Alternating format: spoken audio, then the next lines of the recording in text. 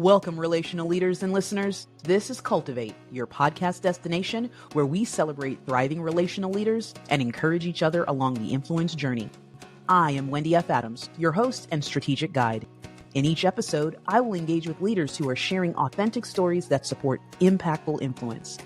I believe work shouldn't be a four-letter word, but should inspire, challenge, and fulfill. Through a high challenge and high support model, we will explore the recipe for relational leadership that drives meaningful change. You will gain insights from leaders who face the same challenges you may encounter and discover strategies to navigate them with resilience and purpose. Today, I'm thrilled to welcome Angela Cheng-Cimini, Head of Human Resources at the Chronicle of Philanthropy. With over 30 years of experience across multiple sectors, Angela continues to be a driving force behind building a talent roadmap that aligns business strategy and nurtures a deeply engaged and diverse workforce. Beyond her current leadership role, Angela is deeply involved in the HR community and actively serves on multiple boards and is a passionate advocate for thriving nonprofit leadership. She is known for her high challenge and high support leadership model as she excels at pushing teams to achieve their best while providing the resources and guidance they need to succeed. If you're seeking healthy leadership engagement in an open, empowering, and authentic environment, then you're in the right place.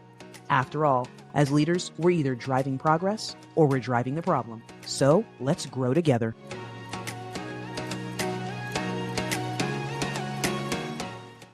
Welcome to a brand new episode of Cultivate, your catalyst for healthy leadership engagement. Today, I'm excited to welcome another thriving relational leader who's making a lasting impact in her sphere of influence.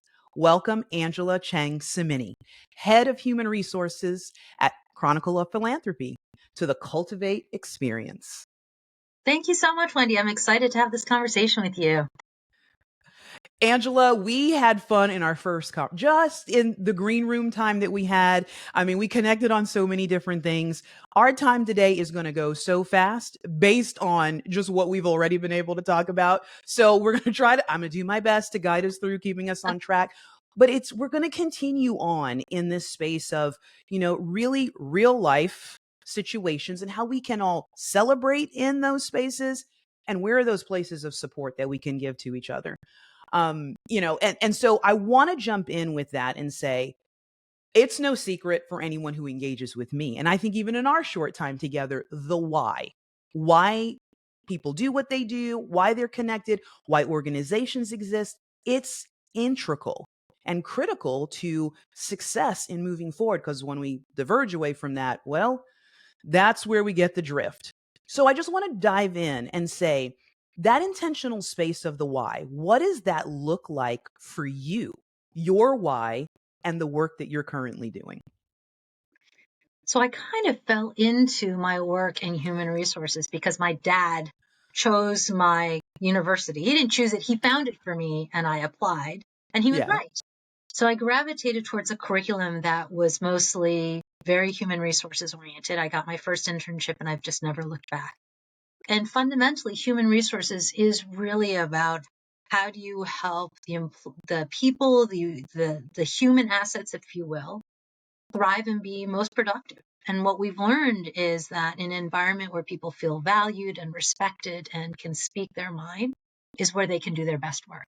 And that is about what really strong communities bring, is safe spaces where divergent perspectives can come together in service of a greater good. And I think that's incredibly gratifying work. And there's no doubt, you're absolutely correct, right? When we talk about the work that we're doing, when we can say this is the purpose behind, and sometimes it's the purpose behind our pain. I mean, we'll get there, right? Those challenging spaces, but when you can stay connected to that place of I am in my purpose and walking that out. And then what I'm hearing from you is that in your role and in the sector that you're working in, that you're able to do that for others. Wow, what of a level up at that point in time to know it's not just about you as the leader, but what does that look like for your team? I like to talk about high support, high challenge. Like that to me is that leveled up 100x leader. That's relational leadership, that it's a both and. And in our first conversation, you spoke that language out before I could even say it. So I just want to hear, being known for that type of leadership, can you like give us an example of how you apply that in your current role with the team that you're serving and then implement that for them to pay that forward? So particularly in this role, because I'm still so new, I'm only 2 months into it. I'm doing even more listening than I would Mm, ordinarily, because there's just still so much about the organization, about the people inside it that I don't know. And if there's one really fast track way to build trust and build your credibility, it's just not to talk less than the other person, right? To just really be absorbing and leaning in and being present for that conversation, understanding what they're going through, what it is they're trying to achieve, and then figuring how you can help and support that objective. So I've been trying to do that. Because that's what my experiences has shown me, is that if I take the time to build the relationships, then you go slow to go fast, right? Then everything else will follow a lot more quickly after that. which is counterintuitive thinking, right? We're like, there's Mm. so much ahead of us that we have to get done. Everything says fast move, go, go. We've Yeah. got to check the Yeah. boxes. We've got. And so when you walk out that approach, people want to be seen and heard. So I mean, I've got to believe that is actually like celebrated. Oh gosh, she's taking the time to get to know me. But you've got senior leadership who say, we have initiatives, we have objectives that we have to move forward on. What is there a tension space there? And if so, how do you speak that out on both sides? So I think I've been able to balance the tension here more easily than I have in other places, only because it's a 40-person firm. So Mm, one of the real tactical ways that you can build those relationships is, so I've had a couple people reach out to me with sort of basic HR questions, something about their benefits. mhm, And as soon as it comes through, I want to respond. I want to get on it, because I want, for that moment, that is the most important issue to that person. Right? That's what they want to know. And the sooner I can deliver the answer, the sooner they can mentally check that off and get back to whatever else they're doing. So if I can lighten someone else's load by giving them the information or the resources, whatever it is that they need, then they're going to remember, oh, hey, Angela's going to be responsive to me. She's going to get me the information I need. I'm going to file that away, because then the next time, if I have another ask, I have an experience with her that says she's helpful, that she thinks that I'm important, that my issue is going to take up space on her plate, because that's how she treats me. That's how she treats all of us. In contrast with the senior leadership team, yes, it is about mhm, understanding what they've got on their plate, and in some cases, helping them remove stuff off their plate, delivering mm. clarity on what are the things that are really going to move the needle. Because, like all ambitious leadership teams, there's 1,000 things they want to do, but they only have bandwidth to do 5. So, how do you get rid of the 995 things to do the 5 things that really matter? And that's part of the conversations I'm starting to have with them now. Well, and that's what I'm hearing. You're able to have those conversations. That means you have a place at the table, right? Because if you don't, as the head of HR, if you don't have that place at the table to be able to have those conversations, then there's this gap. You recognize their need, but when do you get to actually speak it out or have that dialogue to say, this is why we're going to take it slow in this space so that we can go further? Because that's what I heard you say, right? We Yeah, want this to be sustainable. right. I think that that's a component that we're challenged as leaders. Really, you can remove whatever sector we're talking about, is that space of, yes, there is much to get done and accomplished, and we want it to last. And so I'm interested in, and you've kind of spoken that out to an extent, but we're going to go, we learn best in the difficult. Let's be honest, like in the challenging spaces, that's where we come out with the most education. So you're talking this through with team, and you're having this conversation higher at the higher level with senior leadership. People get tired. There's this thing called burnout. Mhm. What does that look? And that may not just be in the space you're currently in. I know this hasn't been that long, but this is not a new thing. How do you speak into that personally, and then as you are speaking into others? Well, for me personally, I had to step away. And so I had to Mm, step away from my full-time job. at an organization that I was deeply committed to, surrounded by people that I had a great respect for. But it wasn't sustainable for me anymore. And there were other things that were calling to me that said, hey, there is more life to be lived than just this one role. There are other ways in which I can contribute and give back. And having this commitment, this obligation to do really well by this organization means necessarily that I can't give attention to other things. And so I wanted to take a break from that grind, as well as find space for myself to do the things that were going to bring me different kinds of joy. And there was just also the real practical lesson, which is that people in our friend circle passed away really suddenly. And that was a stark reminder, right, that I have fewer years ahead than I do behind, right? I'm not likely going to live to 108. So, how do I make the most of the Yes. time that I have on earth? And how can I use that for good? Some of it being selfish for my own good, but also selflessly for others around. Well, and you said that, and I think we've been kind of programmed in to talk about ourselves, to take care of ourselves. Is it selfish? Mm. But we're using that time and that health and wellness for others. Yeah. So it really is, right, not pouring from that empty cup. I have to say that that's one of the bravest statements that I've actually heard out loud. I know that we know it, but to say that's the ultimate, what you just shared is the ultimate step back, the ultimate pause. We talked about sitting and slowing it down to listen to others, to listen to ourselves. You listened and said, you know what? It wasn't a bad experience. I'm committed to, and if I want to be here for the long term, here on earth here, Yeah. and being Yeah. able to do more, this is what it's going to take.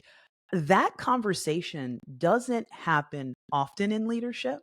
And I don't know how often it's happening in yours, in the sector of human resources, truly being a human that is resourceful for others, because you're walking the talk.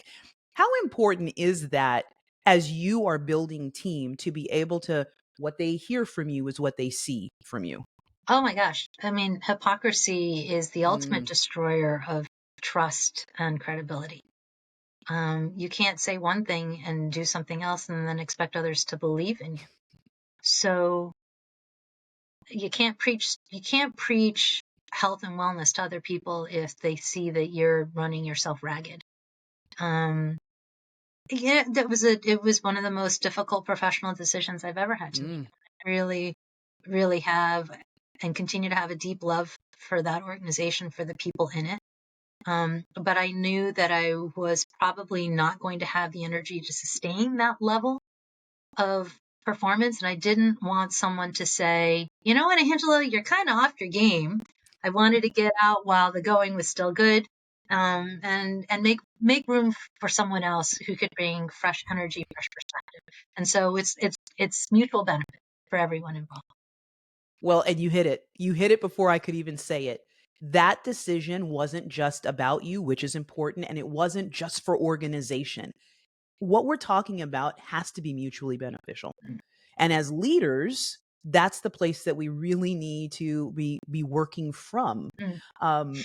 And so even in the process of human resource, you're at the beginning stages. Someone who's just considering the organization. Do you make it your practice in this space to bring that to the forefront? How important it is going to be for them to be healthy, to be sustainable in the work that they're even considering? Oh, that's a good question. I don't think I've ever posed that to someone coming in. Mm, Um, but I think maybe I should. And it's probably a question that's rightfully posed to anybody who's looking to join an organization, right? How are you going to take care of yourself so that you can show up at work in the best possible way? And let me tell you how we're going to take care of you so that you yes. can show up in the best possible way. And really, you brought that question to my mind. It's not like I've sat in that space as a hiring manager and not said that. But when you brought to the forefront the importance of the mutual, like how important that was, that it was a mutual decision and how it's going to affect both sides, like why not start on the upfront Yeah. and in setting that standard? And we talk about benefits. Is that not one of those, we might call it intangible, but true benefits, to know, wow, they're setting this tone that it is going to be in what's best for both and that they care. So, that's really where that came from. When, man, I just, there's so much that's rolling through my head. The future, right? You said it. How many years do we have ahead of us versus what's behind us? I think I'm in that same space with you. I've done the math. I'm not going to live to that that grand old age. But when you think of just even the future of the sector that you're currently in human resources, what do you believe are the most critical skills and approaches for leaders to make sure that they're developing in order to create that sustainability? They're what I call the power skills. So they're probably more Mm. commonly known as the soft skills, right? So Oh. compassion and empathy and EQ. But I'm trying to change and shift the vernacular to be power skills because I believe they bring more horsepower to the technical hard skills, right? So if you're in Wow. marketing or you're a coder or you're in sales, but all of those functions require a level of emotional intelligence. So things like being able to hear, being able to constructively disagree, the ability to take feedback, the ability to collaborate, all of those soft, powerful skills are the ones Mm-hmm. that people entering the workforce now are demanding. I read a headline just the other day about Gen Z's not quitting. They're just not putting up with the style of leadership they're experiencing right now. Right. So there's so much literature being talked about that right now we've got 5 generations in the workforce. And probably Yes. just by law, the law of large numbers, the people who are in the C-suite are probably among the oldest generations. And the kind of leadership that they learn and the kind of leadership they practice is likely to be very different than what millennials want, right? So if I talk to my kids who are 27 and 25, they want a place where they can bring their whole selves to work. They want compassion. They want work-life balance. They want all the things that older generations wanted, but didn't know that they could ask for. This generation is being much more vocal about that. So I think if you're asking me what skills are necessary, that's what contemporary leadership looks like. It looks like all of the power skills. Well, first of all, you're speaking my language, and pun intended. I've said for so long we need to change the mindset. We've got to be able to change our vocabulary. And so Yes. when we hear soft skills, they kind of get pushed to the back burner. Like, okay, if you have them, and we'll work on that at some point in time. We really hope you have it. But power?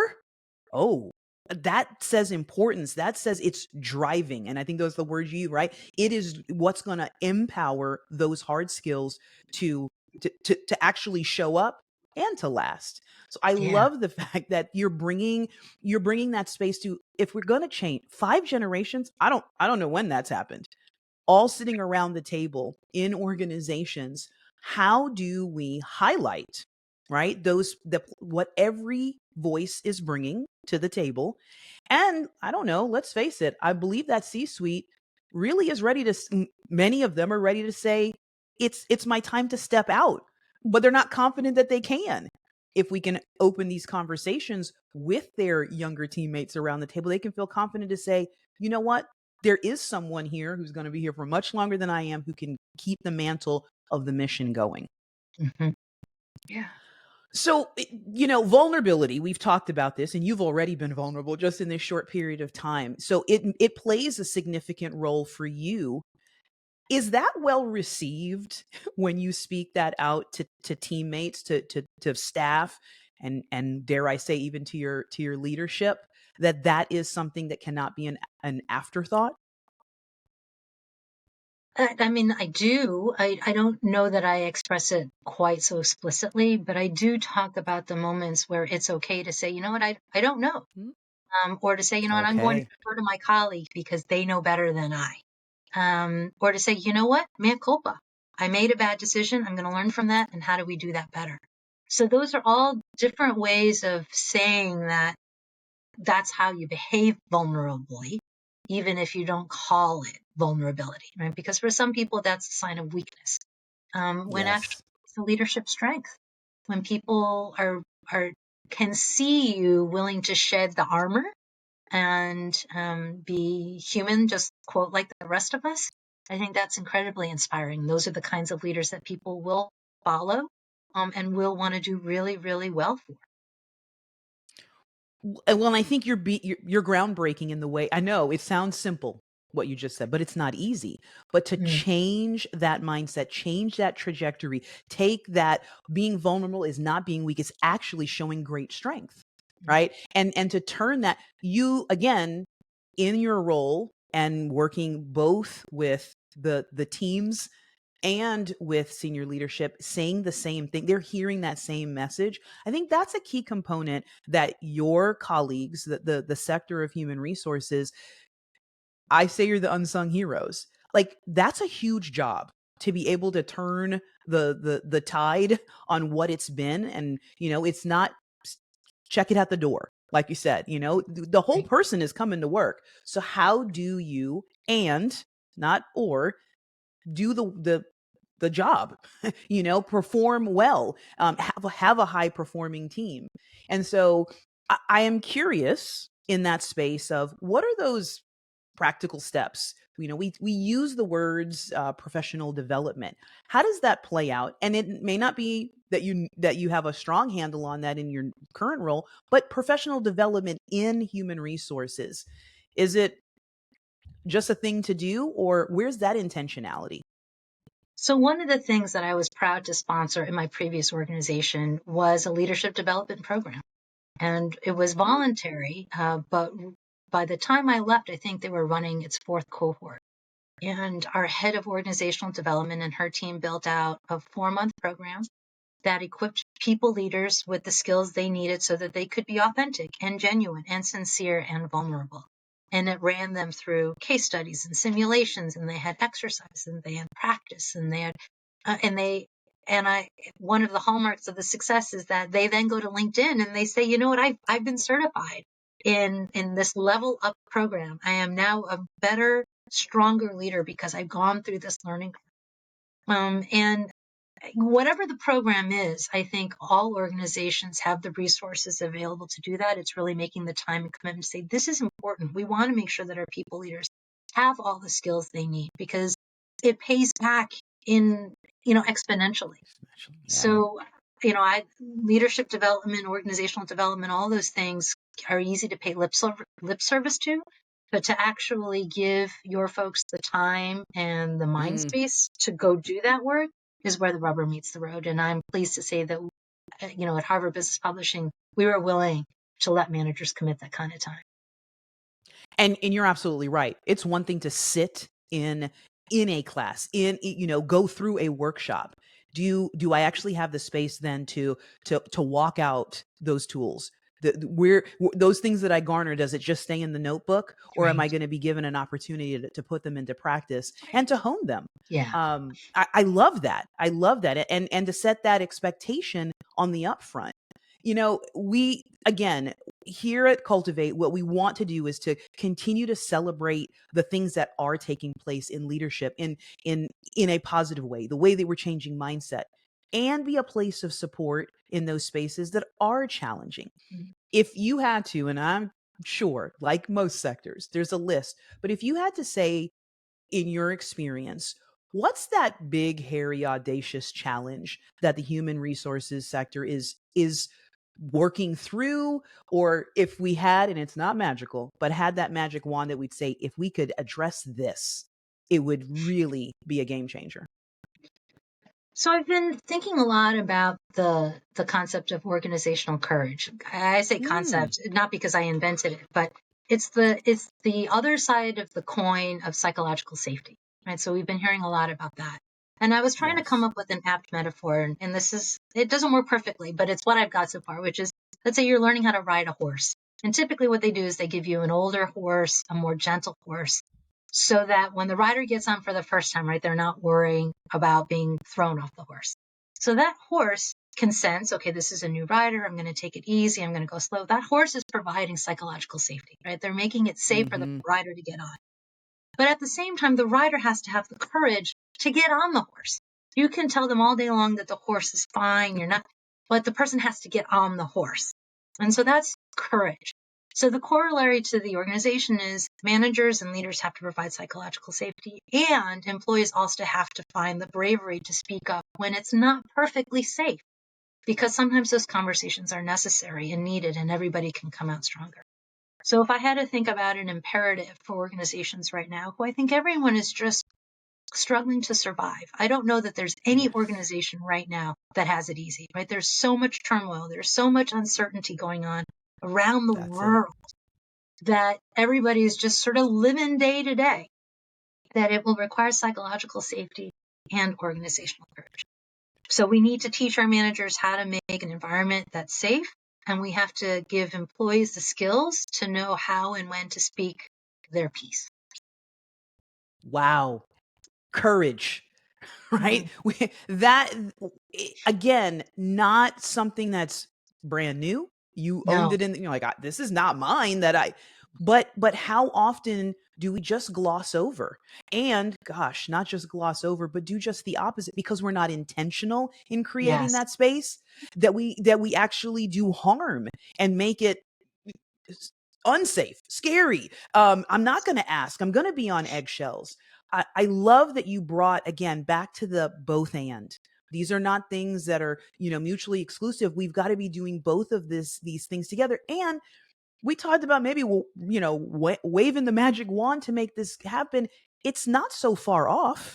Like, this is not something that we have to build from ground zero, but we do have to, as you just spoke it out so well, address it. We do talk about getting on the horse and things like that, but to be able to say, yeah, I got to be brave enough to get up on the horse or even get close to it, yeah. And get back on when is I'm thrown off, right? ah, The resilience, right? Angela. The grit. Yes. So maybe the metaphor does work. It does. I think it just keeps on going because you're right. Let's speak out. Just because you get up there doesn't mean you stay up there. But then what? And what? And knowing that you have a circle of support. Yeah, You said it, to be able to own mistakes, to be able to say, I could have done that better. But all of that has to be in a place that is safe. And we cannot just take for granted. We've got to be intentional in continuing to create that space, especially as leaders change and new teammates come in. I think that it's just been a wonderful picture of your journey. And again, we'll say the name of the organization and what you're doing with Chronicle of Philanthropy, but it's not just there. Angela's showing up as Angela each and every time, whatever chapter that you're in, and you're recognizing those spaces that are making a difference in those that you're called to lead. And I think that's the beautiful part of your story, which then becomes parts of other people's story. Um, before we wrap up, I want you to be able to share with audience what's something that's happening at Chronicle of Philanthropy if people want to engage in that space. We've got audience that definitely is in that space of the nonprofit that you want to highlight or point them to that they should know is coming up. yeah. Please follow us on LinkedIn, or even better, subscribe to our newsletter. I applied to the job at the Chronicle because it was part-time. So it was personally Hmm. beneficial. But now that I understand the mission of the organization, which is we provide information, insights, and development for people who are working to advance the common good, I feel like I was drawn to this role for a very specific reason.